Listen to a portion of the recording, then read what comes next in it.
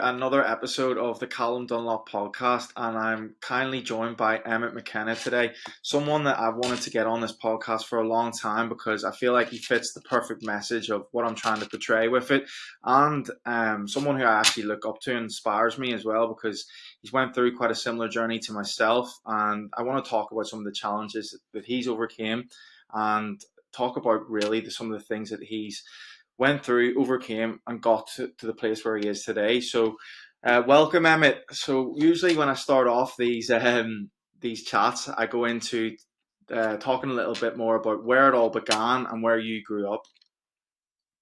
All right, okay, what's happening? So here, thanks very much. Appreciate that you look up to me, mate. That's really sound like. Yeah, so where it began for me, mate, I grew up in Belfast, grew up in an area where a lot of lads were trying to prove themselves to each other, trying to be the hard man, bit smicky, that kind of thing. I was the youngest one in my group by about 4 years, so I was the runt of the group, kind of getting bullied, kind of getting put down a lot, actually to a point where I was afraid to speak. So what happened was I got bullied so much so that then I ended up trying to take my own life when I was on my first lad's holiday. Like, fortunately that didn't happen, but I came home and my ma had a long talk with me and was just like, look, Emmett, like, you don't understand how special you are, where you're going to go to. It's, you just can't see it now because you're in a dark place with a lot of dark people. So what I ended up doing was I joined a tech class because I'd been kicked out of school. So I had joined a tech class doing sports and fitness development and met a group of lads in there, and they were a whole new eye opener for me. I was around lads who were complimenting each other and breaking each other up rather than putting each other down, and I was just like, I actually was like, fuck you doing, like getting all defensive because I couldn't understand whatever they compliment me and stuff. So we started going to the gym in that sports and fitness development class. Things didn't work out. I missed one of the core modules, so I ended up losing out my 3 fucking A levels, like, because of that module. But I ended up going on and doing personal training the following year. Then didn't actually ever take up the qualification, so got qualified, and then just did every other job under the sun for years. I was fucking working on building sites, doing butler and above, fucking call centers, you name it. Like, I was doing it. So I did that for so long because I never had that self belief inside me that I could actually do the job that I was qualified and made to do. So it took a lot of years of self development, really. Like, a lot of years of walking bad miles, drug, like, in the drugs, like fucking drinking, partying, womanizing, all that stuff there. And finally, after that, then I got to a point where I was like, right, okay, maybe I'm sick of doing this here. Maybe I'm actually going to use the qualification that I have. So what happened was I went to Australia for 3 years. Was over there and I was working on building sites, doing butter and above, all that shit there, like just fucking about, really, like not a square peg in a round hole. I came home, I applied for my visa to be sponsored. It cost me 6 grand and got declined. So I ended up getting brought home. I was here for a year and a half working in a call center, and then went back out again in January 2020. That happened, and from there, COVID hit.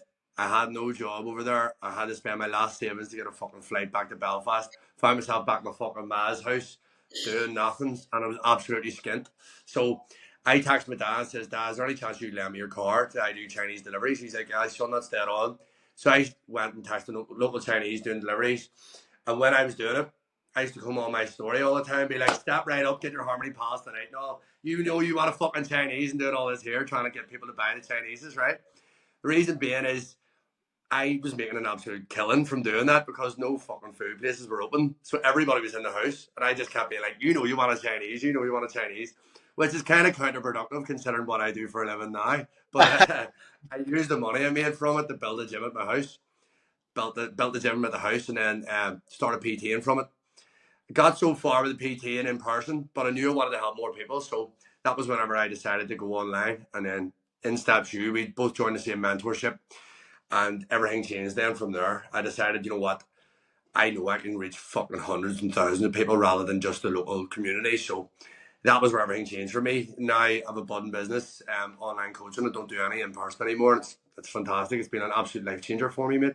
Wow. Wow, that is so inspiring. And there's so many little nuggets in there for someone, especially like a young coach who's first starting out, to show them that anything really is possible, especially from you going from delivering the Chineses to then having an online business and living life on your terms. So there's a couple of things I just wanted to touch on then. So what was like the defining moment for you throughout that journey when you realized, like, and I resonate with it so much because I was in a similar situation myself where I was working loads of jobs that weren't really fulfilling what I wanted to do, but I always had this thing in the back of my mind knowing I can do this, I can be a personal trainer, I can help people. But like what you said, I didn't have that limiting belief. But what was that one moment throughout that journey when you realized, right, it's time to actually dig deep and go and follow my passion?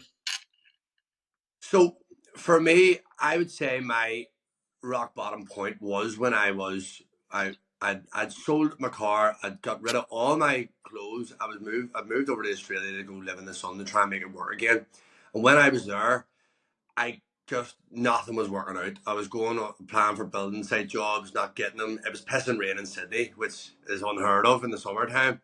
And I was just like, what the fuck's going on here? When I ended up back in the Ma's house, I had no money at all. And I literally was like, I'm back in my Ma's house. I'm fucking 28 here. So what I had decided to do was I was so sick at that point of working every other fucking job. I hated managers. I always had a chip on my shoulder being like, oh, that manager's a dick. That manager's this, that manager's that. Actually, I didn't realize it was me. I was the one who was the problem there. It wasn't the manager at the end of the day. I just wasn't good at taking instructions because it was never made to be a staff member. I was made to be a boss. I was made to run my own company. So I just didn't see it then. So what ended up happening was whenever I started building that gym, I was like, okay, I'll build this and I'll start PTing, but nobody will really ever find out if I'm not good enough because it's in my own home. I'm confident enough to do it in my own home. Whereas if I was always like, I didn't want to go and work in a gym in case other PTs found out I wasn't as intelligent as them or wasn't as able as them. So that was my sort of belief starting to grow. Once the belief started to grow and I started getting results, I was like, fuck, I can do this here. Why did I never believe in myself before? That was the point. But then where I was like, right, okay, well, if you can do it one to one, you can do it fucking to hundreds of people. So why not go and do it? Do you know what I mean? And then Yeah. it was me taking it and saying, nah, I'm gonna fucking do this shit. I'm making it work. Because there's one thing, as you know as well, is if you've done shit job after shit job, there's no greater driver force than fucking making sure that you're never going back to that. Like, do you know what I mean? Exactly, and well, this is what I just wanted to touch on, and I was speaking with someone about this the other day, and it's quite a harsh thing, but I think sometimes as a man, the sooner you kind of hit rock bottom, the better, because Yeah. there is something about a beautiful place about hitting rock bottom, because once you're there, you can't really go that much lower, and like what you just said there, it gives you that driving force to make sure that you never, ever, ever go back to those days. Like I know there was that one turning point with me where I was partying too much, and I said, I'm done with this life, and I've never looked back ever since. And any time Yeah. throughout my journey while I'm progressing, and I think to myself like, oh, is this all worth it? Is it going to work out? Or sometimes when the distractions start to come in to play, I always go back and think to that moment and use it as the fuel to the fire to make sure that I don't go back to that. And there was something beautiful about what you said there as well about building with the self confidence and knowing that you were able to achieve more, that you were stacking them small wins. And then that's what was helping you progress even more. So when was like that turning point for you when you realized I'm doing really well on the gym floor? Because I know we had a laugh off camera there about the mentorship, about you told a couple of porcupines to Tony to get in. So was that Uh, while you were working in person, or was that after? Like, Yeah, so obviously I built that gym at my house using the Chinese money. So what I did from there was I'd built a pretty good in-person business. I was really busy. Like I was doing like, 10, 11, 12 hour days, and I was really busy, but it was never sustainable. People were coming in, they were dropping out, the retention wasn't there. So whenever I knew, I kept seeing fucking Tony McAlevey and Sean Casey doing their videos online, and I was like, these fucking bastards here, how are they making all this? And I'm fucking stuck standing out and reps the gym. So I had messaged Tony prior to that, and he never got back to me, the wee dick. But I then see the mentorship, and I was like, I'm going straight in. So he asked me a load of questions. He's like, how much are you earning? So I ended up spoofing that. He says I was earning like 4 or 5 grand because I was like, he'll take me seriously if I say that. Like, rather than me saying, yeah, I'm kind of hovering in around a grand a month. Like, so I was like, I'll just say 4 or 5 here because he know I'm an operator then. So I was like, by hook or by fucking crook, I'm getting in the door. Do you know what I mean? Because I yeah, knew I had the potential to be there. So I was like, I had the potential and the ability to be there. By that stage, I'd already built a belief in myself. So it was a case of me proving to other people. So I was like, all I need is a fucking foot in the door and I won't be fucking out. Do you know what I mean? Yeah, that's amazing. That, and you know what's so amazing about just kind of what you touched on there. I just find with online coaching the massive benefit from it compared to in person PT is because let's be real, mate. When you're with that person for the 1 hour, you care about them for that 1 hour. But once they kind of Yeah. go, you don't really give a shit. And the No. thing about the online coaching is your client have you 24/7 to reach out for help, meaning that the accountability just goes absolutely through the roof. But it's funny because that's kind of like what you needed at the time then with your business with Tony as well. Do you know Yeah. what I mean? And there's just it's so interesting to just hear about all these certain factors, whatever industry you're in as a PT or if it's in business, you need someone to keep you accountable to take you to that next stage. For sure. But one of the things I really wanted to touch on, and I feel like why I really resonated with you as well, is that and I feel like we post quite a lot of the same content. Is I know you had a bit of a past with the drink and the drugs and stuff. So just tell me a little bit more about that. Yeah, I mean, so whenever I had found that new group of friends that were like complimenting me and building me a wee bit of self belief, after being with a toxic sort of group, I had started going to the gym then and started building a wee bit of exterior. So I started going to the gym, making myself look good. Found myself believing that I could like talk to girls and stuff. Even though inside I was still deeply insecure. So I kind of created a wee bit of a monster from that. I started really going down a path of partying non-stop. I kind of identified as the party boy. My house was fucking party central every single weekend. I was womanizing. I was taking drugs all the time. I was involved in drugs. That was all because I kind of identified as that because I'd found this new lease of life. I was like, I'm just gonna be that fucking party animal guy. That's who I am. And what kind of happened was whenever you continuously seek those cheap dopamine hits, when you continuously seek out escapes from reality, there's a point whenever you're going, fuck this. I'm actually not actually getting anything from this. Those people I'm partying with aren't my mates. Those girls I took home don't give a fuck. What am I doing here? Why am I actually doing this Groundhog Day over and over again? And it was at that point then there was just somewhere along the way I just went, you know what? You've got fucking way more to you than this. So why not go and get it? Do you know what I mean? Started to make a change. Don't get me wrong. Like I don't take drugs anymore. I do drink, and I still like the odd woman. Like, but I'm Hey, not the same as me anyway. I'm a lot more calm and all fronts now. My fucking business is my girlfriend now. Do you know what I mean? you're married to the game. And That's right. what was one of the biggest challenges? Because I really resonate with this as well, and hopefully you resonate with what I'm saying here. Like when I kind of decided that I wanted to make that identity change, a lot of the people who you were hanging around with, like you said, who you thought were your friends, they kind of like start to like speak negatively about you, and they kind of always are throwing shade on your name because you're trying to be something better. But I always think, and I don't know if you agree with me on this, the reason people give you hate is because they feel self-conscious because you're reminding them of the thing that they know that they shouldn't be doing, and they know that they should be making a change, but they're just not at that stage of their life yet where they're kind of ready to do that. So I don't know what your thoughts would be on that. Yeah, so for me, I had a massive identity switch. For me, it was it basically feels like I've been reborn or something. So it was like I lived that life before. I was Mister Fucking Negative with regards to my output. What I was giving out to the world was all negative. There was no apart from like I still loved to laugh and all, but it wasn't the things I was offering weren't good. It was trying to get people drinking, trying to get people taking drugs, trying to get people using women, all that stuff. There, it was never ever given good output. So it's very hard to shake that, but that's something you have to. That's the miles that you have to walk. You know, no experience is a bad experience if you learn from it. So everything that you did before is learning curves to build you into the man you are today. So everybody that along the way has seen you before is going to struggle to see who you are now, but it's up to you to prove to them and to stack undeniable proof that you are who you say you are. So for me, like, I just kept on plugging away because I'm fucking determined we cunt. So I am. So I just kept plugging away, being like, I don't give a fuck. I'm going to show you. I'm going to show everybody that I'm not the person that I used to be, I'm not the person I used to identify as, because I was absolutely hell bent on being the party boy, and everybody identified me as that. So I was hell bent on being somebody that actually helps people, that has something to give to this earth, to the community, and that it's just up to you to show that and to really give that across. You know what I mean? So whenever people give negative comments, you have to always remember it's a reflection on them, not a reflection on you. You are a mirror. So if you're doing good, if you're giving out good output, you're only reflecting their negativity back to them, because they're going, well, why the fuck? Why is he like that? What happened to him? Why is he going? Well, how's he doing so well? What he do to get that? Rather than saying, what can I do to get that?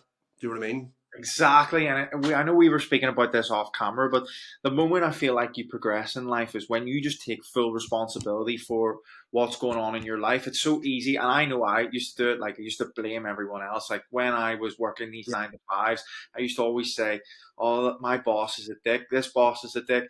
Oh, she's this, he's that." And then I got to the stage where I was saying the same things about like 6 or 7 different jobs, and I was like, they can't all be the same. And when I just came to the true reflection, it was like, I am the problem. But I realized I just was trying to force myself into something that I wasn't meant to be doing. So that's why I kept hitting this negative wall, and but then I accepted that responsibility and realized who I was, and then that's when I started to push forward. But there was also something Yeah. I really took some value from what you said there as well. It's like you were talking about yourself with what you're doing in your industry, and because you've been through those days and you've came out of it the other side and are absolutely thriving, it means that you can establish yourself even more in this industry, that you've walked the walk and been there and can help these people. Because one thing I find about the fitness industry at the moment is there's so many people who are claiming to walk the walk, but they haven't actually done it,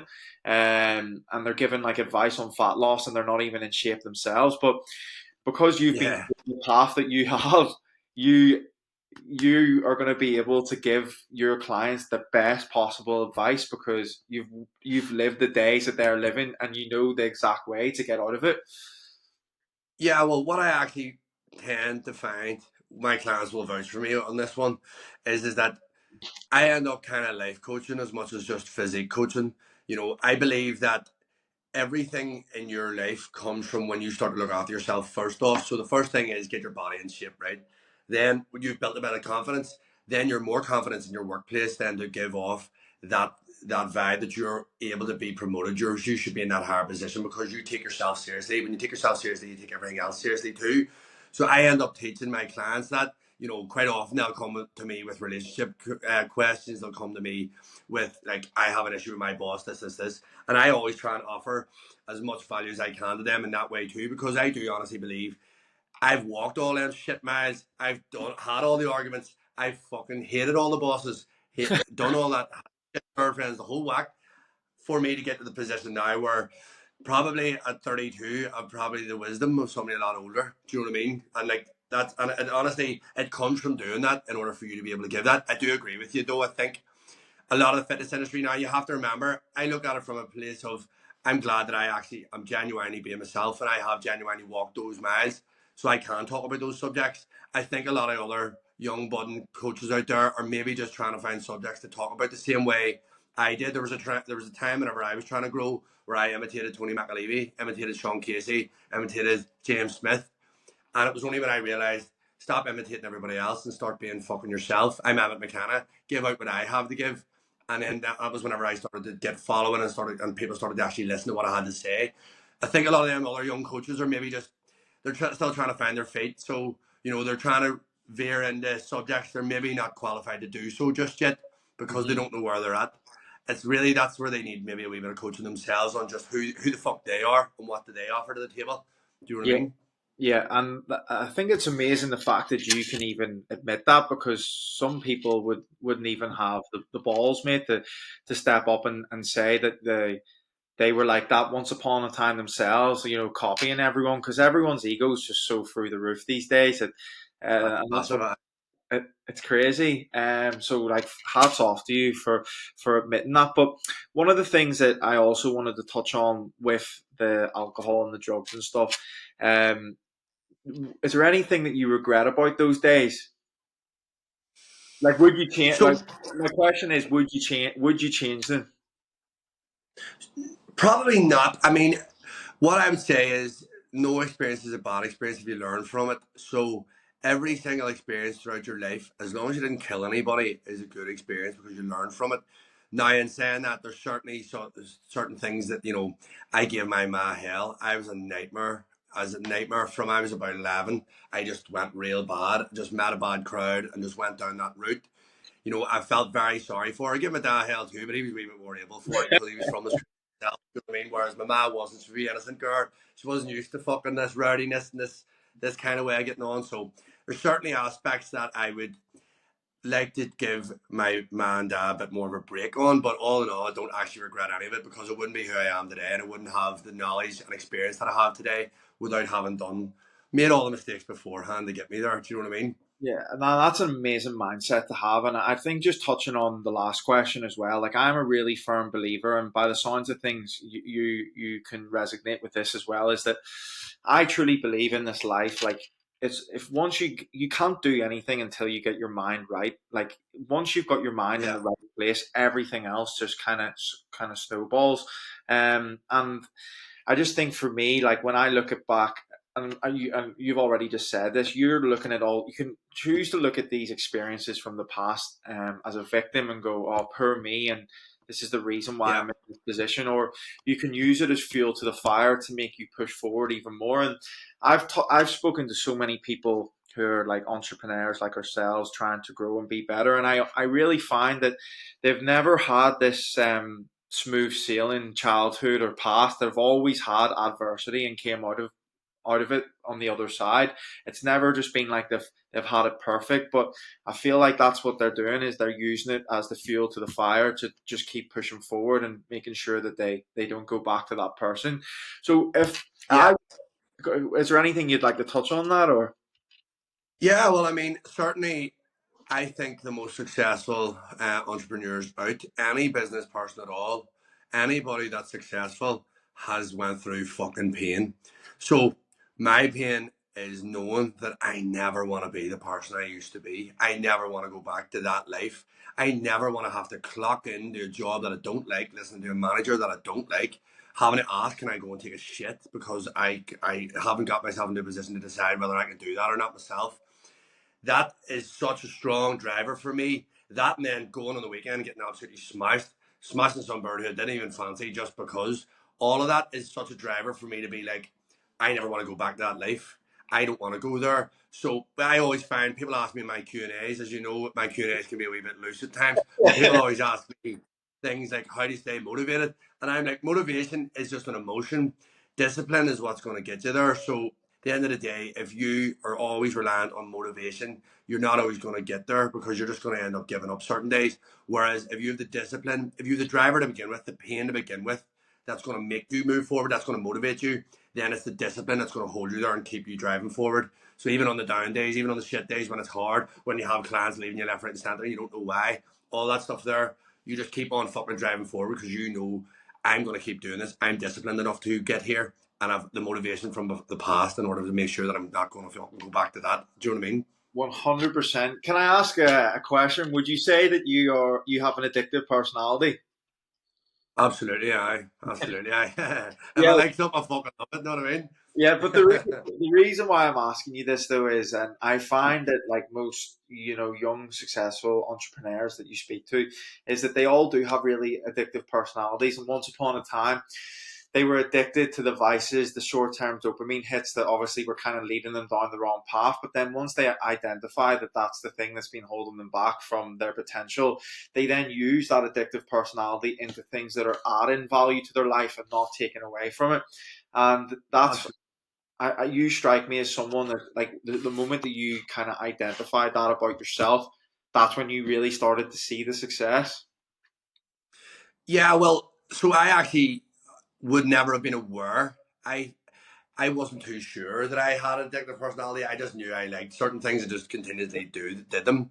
The thing was for me was I used a tool. I was talking about it off camera. Was this type of therapy called tapping. I'm privileged enough that my mom actually is a tapping practitioner, so she begged me to start doing this thing.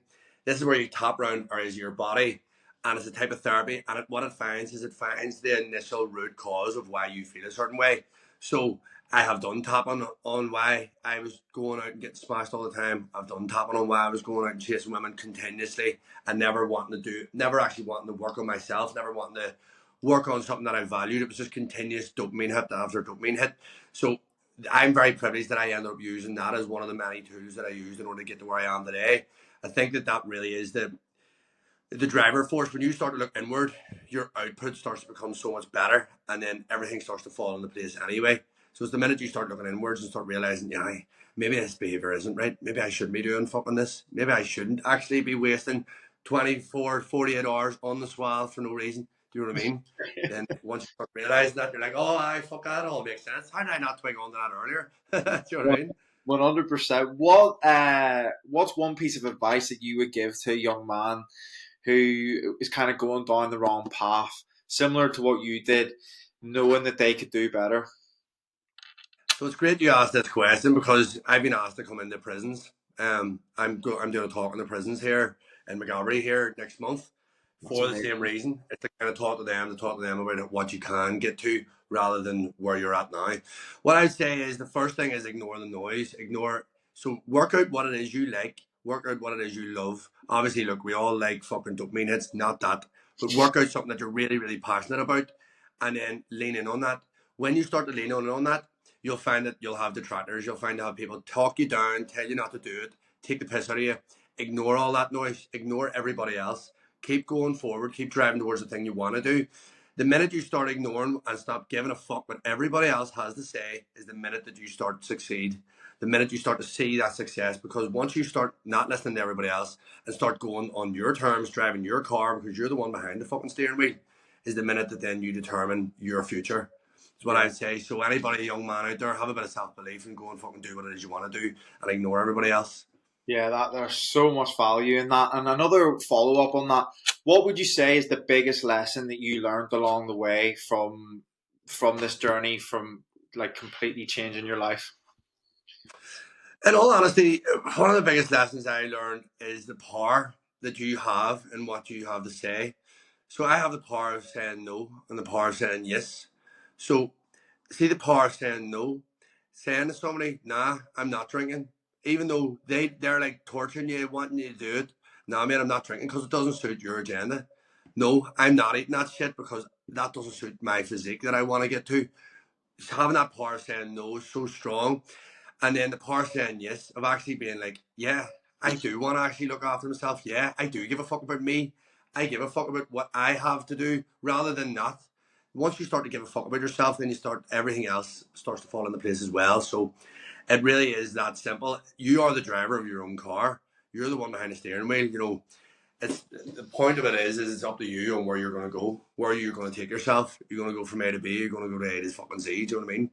100%. And there's something you posted on your story yesterday. I absolutely loved it. Was because the weather was amazing, and it was about oh, do you fancy the beer garden? And you said, nah, Aye, I'm on a cut. And I love. oh, fuck's sake, sure. I actually, a couple of people replied that, being like, come on down. I was like, fuck away off, we just, Yeah, I've got shit to I know do. exactly. So I just wanted to kind of dive back into the fitness side of things, because obviously it sounds like fitness has been, like you said, really present throughout your life. So I just wanted to, like, because I know before I kind of made the journey to I made the change to the person that I am today, where I'm so dialed in on my fitness. I was always kind of one foot in, one foot out, but it was always present in my life. But I used to be that guy who was training, say, 5, 6 days a week. Then the week after, I was in there twice, and then I'd be in there like 6 times, and once the week after. And I was never really disciplined, like I am today. Whereas now, like the saying that I'm obsessed with saying to myself is just I never miss, because I won't miss. Like I just make Yeah, sure I'm holding myself accountable, and if I do fall off, I make sure that I don't make the same mistake 2 days in a row. And that's one thing. Because absolutely. go ahead.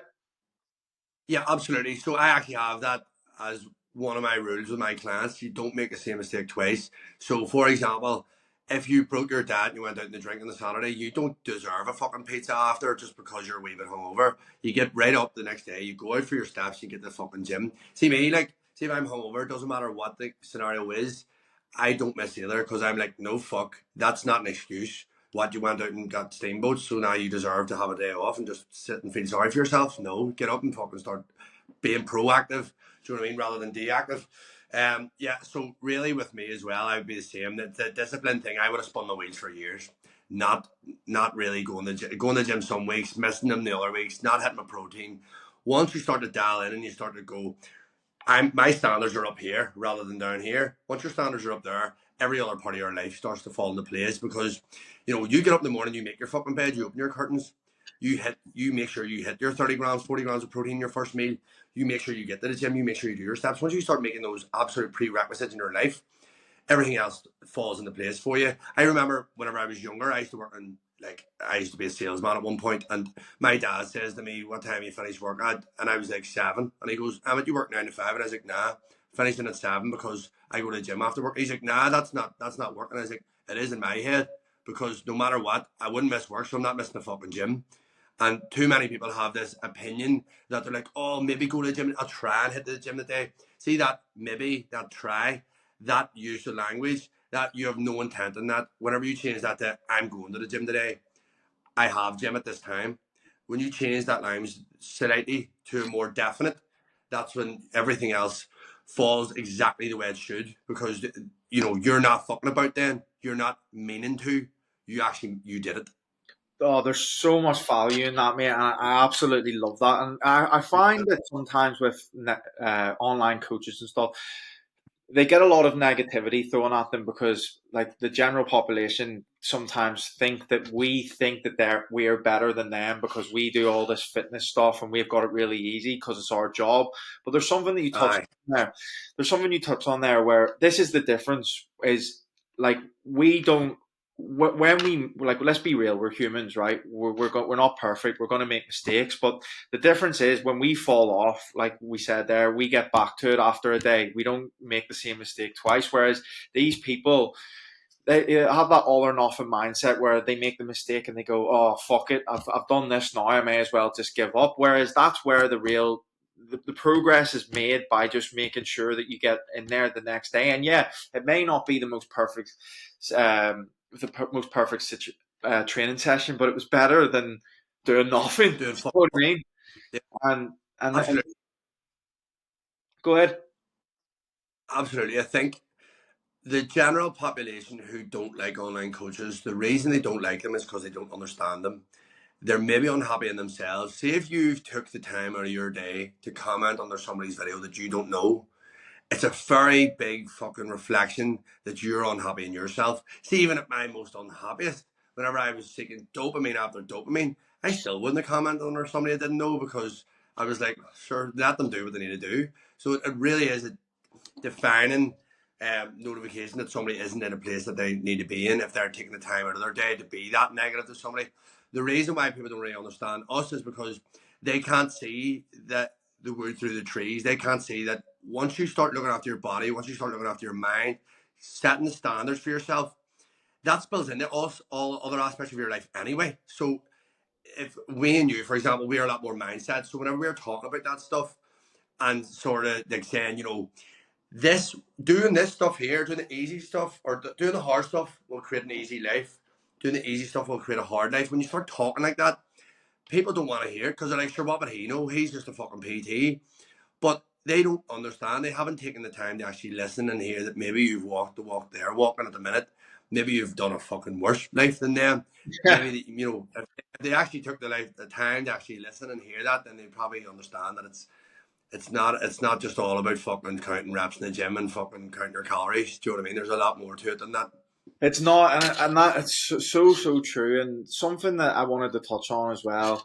Just I know we spoke about this off camera, and I just think with one of the problems with what's going on in the world today is everyone's becoming so weak, and that's kind of Yeah. becoming more normalized that it's okay to make excuses and things, and that's why I just think that when you get people like us who are kind of portraying the message that we are, some people aren't going to resonate with that content because they're not at that place ready where it's ready to serve them yet. So they think that like we're full of shit, and then that's where the hate kind of comes in.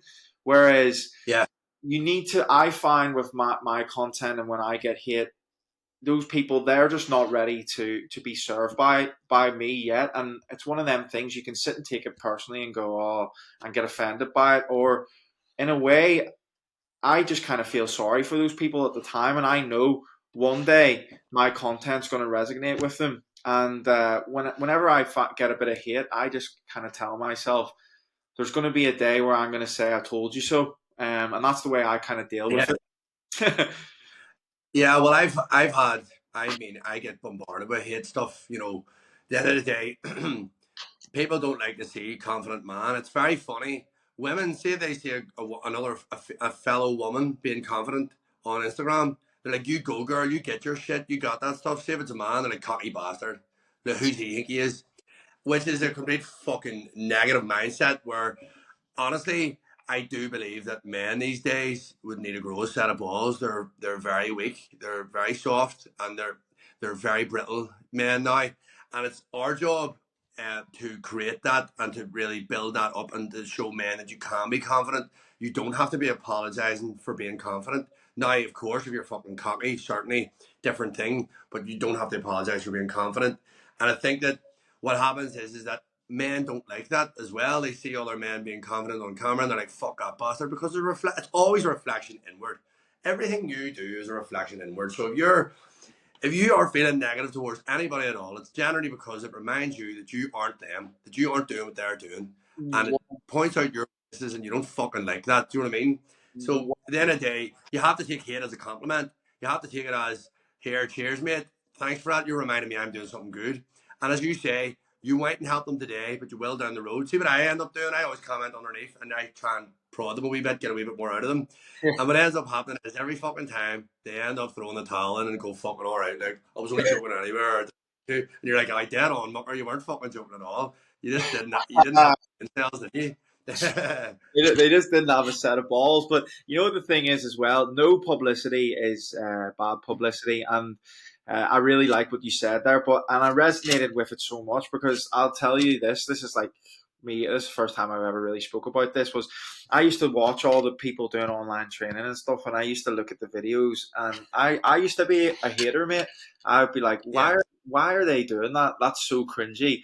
Like at the time, but when I look back, I was not ready to be served by that content yet. I was still out drinking, partying, being a fucking knobhead all the time. But now, see, Yeah. even when I see people like, say, for example, yourself, technically, we would kind of be in competition with ourselves for trying to get Yeah. customers and things. But see, if you have that attitude of, oh, he's doing better than me, you're never going to get anywhere. Like, I look at people like yourself who are doing a very similar thing to me, and I just want you to succeed and be better because I genuinely believe if you put that energy out to the world, it's going to come back to you. Like, I would never be a hater and just because someone's doing something similar to me, I go, oh, I hope they don't get more clients than me, or I genuinely wish people the best and they just keep growing because if you give that energy out to the world, then that's going to come back to you.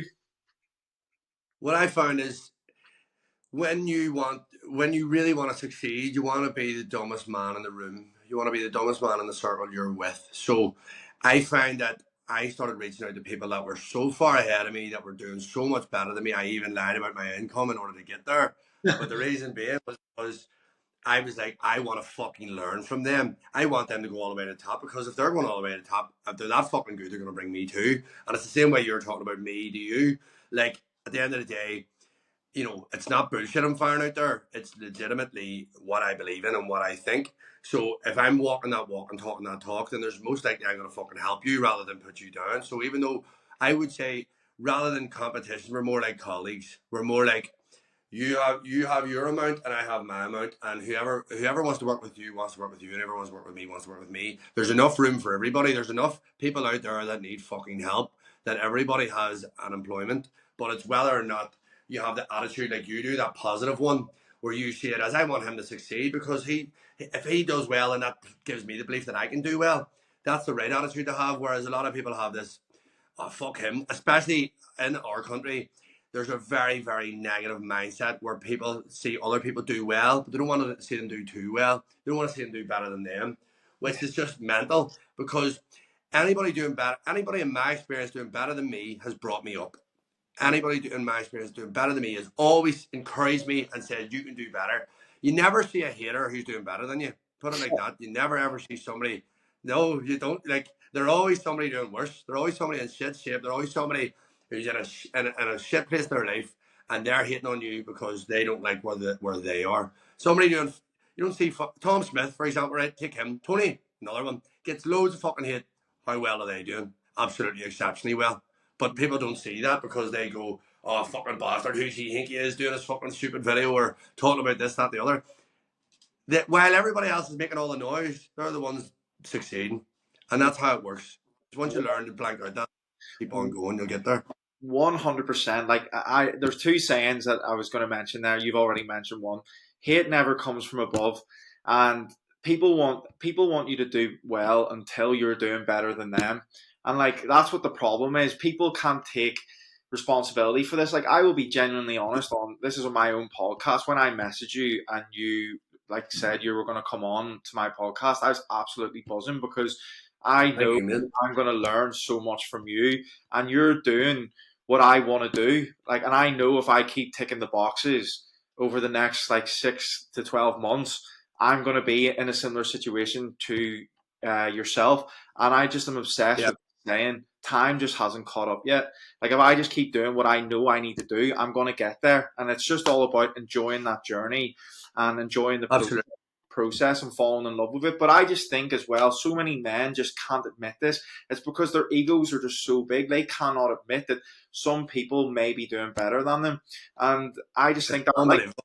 it's crazy, but that all comes from within as well. And going back to what we said at the start of the conversation, you have to be responsible and willing to accept that everything that is going on in your life is your fault, and you are where you are right now. Like, obviously, Absolutely. See, the minute you take ownership on your shit, you take ownership on everything that you do, every outcome that you ever have had. That job that you went for that you didn't get, it was your fault because you didn't put enough work in for it.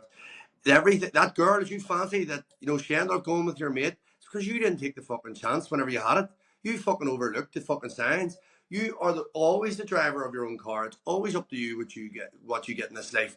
So it's whenever you start to take ownership on your shit and start saying, yeah, maybe it is me, maybe it's what I'm giving out, maybe it's my output, maybe then that's the minute that things start to change for you. But unfortunately, it's not everybody's time to realize that. I think there's only a certain amount of people out there that actually do realize that and understand that. And once they understand that, then fucking things just start to spiral in a really good way. But it's understanding that in the first place and taking ownership of your shit and saying, you know what, I'm the dick here. It's me. yeah, Like, it's always fucking you. Like, you know what I mean? absolutely. Well, just to wrap things up, if I was to ask you, Emmett, where you want to be in the next 6 months with your fitness, your business, and your mindset, what would you tell me? So fitness wise, I'm about to do two photo shoots here in June. So physique wise, I'm probably in my sitting at my best ever right now, even though I'm in my 30s. So if anything, I just want to build on that, put a bit more size on, and be prepped and ready for next summer in the same as I am this. So that'd be where I would want to be physique wise.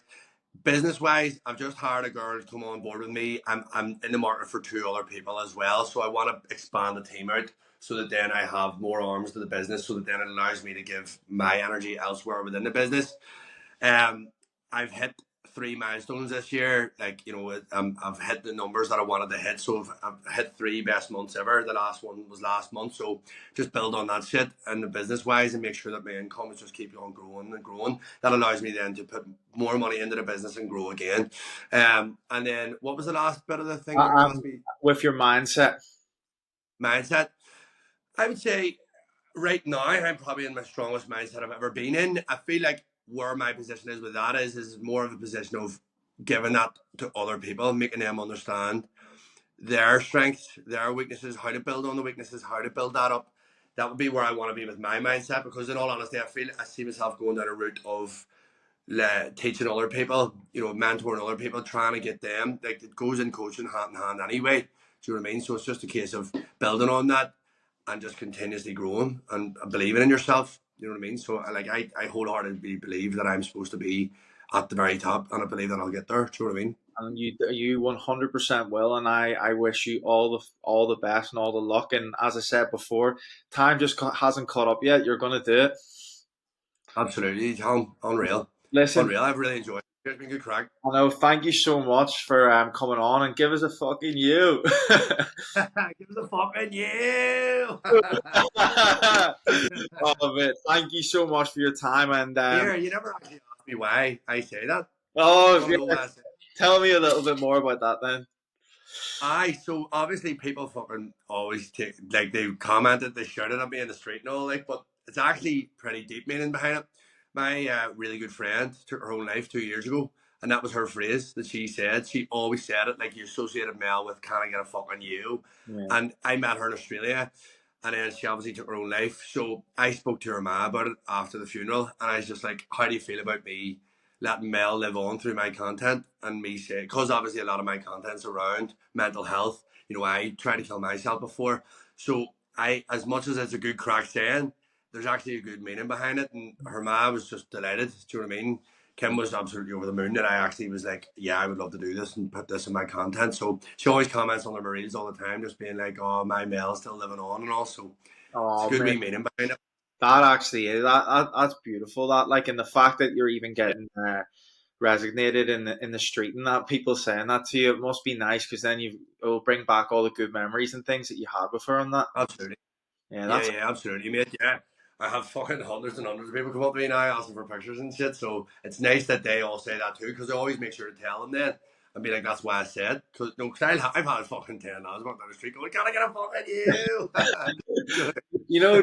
just quickly to touch on that, but what's just so beautiful then about your journey as well? Like you just have such a strong why. And I going back to like Tyson Fury and the Usyk fight there, Yeah, at the weekend. Like I really believe Tyson was going to do it because of his story. Like he just had such a strong why on like he's came back from yeah, such adversity.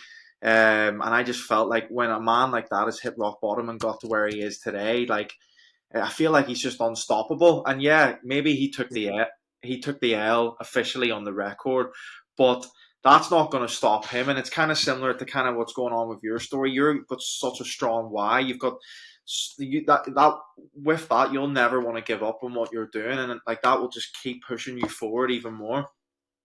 absolutely, mate. Absolutely. I mean, you're right. He took the L on paper, but his persona after the fact he came up to Usyk and said, "I want to take your family on holiday. I want us to have dinner together. I want us to enjoy spending time together." He showed he was the winner, even though he didn't win the fight. He still won overall because it showed his mindset is in such a good place that he was like, "Fair play, the better man won the night. But you know what? I still want to be around you because you were fucking class." Which Yeah. is, it shows how big a person he was. And that's exactly the same as me. I took loads and loads of L's, even within my business over the last 2 years. But it's how you deal with them. As it says, it's the discipline. It's the not throwing in the towel and just saying fuck that because it's a wee bit hard that day. Get up and fucking keep going. Do you know what I mean? 100%, mate. Listen, I've really enjoyed this today. There's been so many value bombs in there, and I'm looking forward to hopefully getting a part two. Yeah, absolutely, man. Look forward to the next one.